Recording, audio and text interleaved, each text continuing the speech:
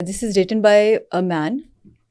उन्होंने लिखा है कि my name is Hasan Ghauri and I am writing to you not only as a viewer but as someone who has spent his entire life carrying the invisible scars of childhood trauma.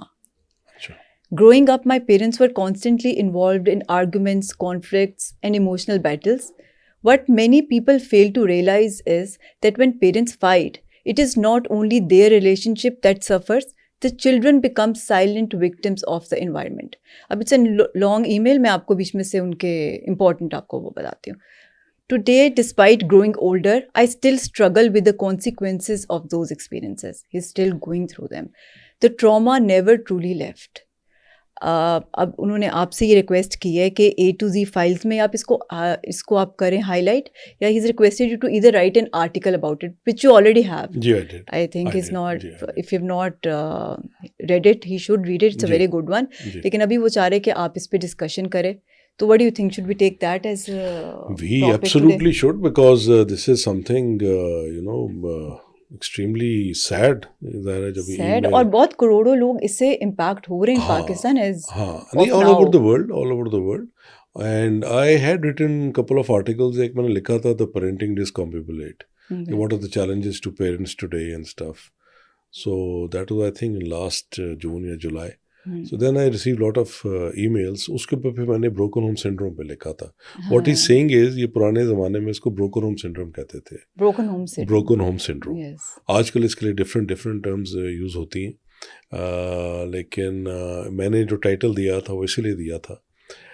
देखिए सना, जो home है ना, that is the world for a child. True. हम सारे बच्चे रहे हैं. We were born, we were raised. तो when we were like 5, 6, 7, 8 years old, तो हमारा जो घर था ना वो हमारी दुनिया थी. और वो आज भी है, और वो ता क़यामत जो घर है वो दुनिया ही रहनी है उस बच्चे की. ब्रोकन होम का प्रॉब्लम ये है कि एक तो चूँकि the word home cannot be universally defined because there is no normal की definition कोई नहीं है.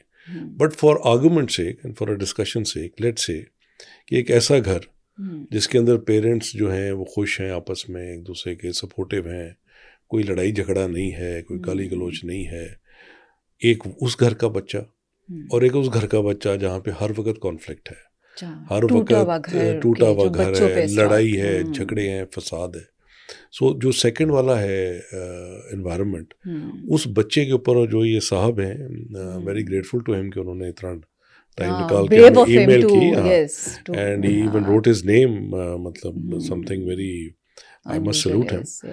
तो वो बेसिकली उस चीज सेकंड वाले होम को रेफर कर रहे हैं. तो आमिर साहब, ये ब्रोकन होम सिंड्रोम है क्या? मतलब एक वाकई मेडिकल, ये एक मेंटल कंडीशन है या मतलब एक सोशल लेबल है? It's basically a social label. It is. And what it signifies is कि वो घर जहाँ पे माँ बाप की डिवोर्स है, सेपरेशन है, या अगर वो इकट्ठे रह रहे हैं तो वाइफ बीटिंग है, या हस्बैंड स्लैंडरिंग है, या ड्रग्स हैं, कोई और इस तरह की चीज़ें हैं, बच्चों को मारना उसमें शामिल है. So basically it's a conflict.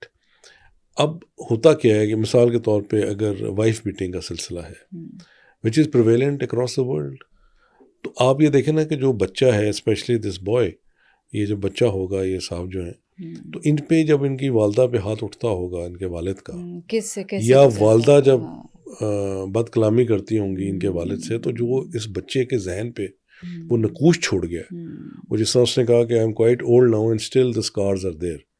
So that is basically broken home. और हम ना चाहते हुए एज पेरेंट्स, क्योंकि मुझे एक चीज़ ये भी, I also tell you story, अभी मुझे याद आई बड़े अरसे के बाद, कि एज पेरेंट्स हम बच्चों को अपनी मर्ज़ी से लाते हैं ना सना, वो ख़ुद तो नहीं आते.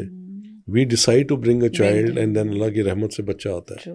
और उस बच्चे के लिए as parents we are ready to give our lives, we are ready to give our lives, but because of our conflict as partners, as husband and wife, हम उस बच्चे के ये भूल जाते हैं अपनी उस ईगो के अंदर और लड़ाई के अंदर कि उस बच्चे के ऊपर जो स्कार्स आ रहे हैं emotionally, they are going to affect him और her for the rest of their lives.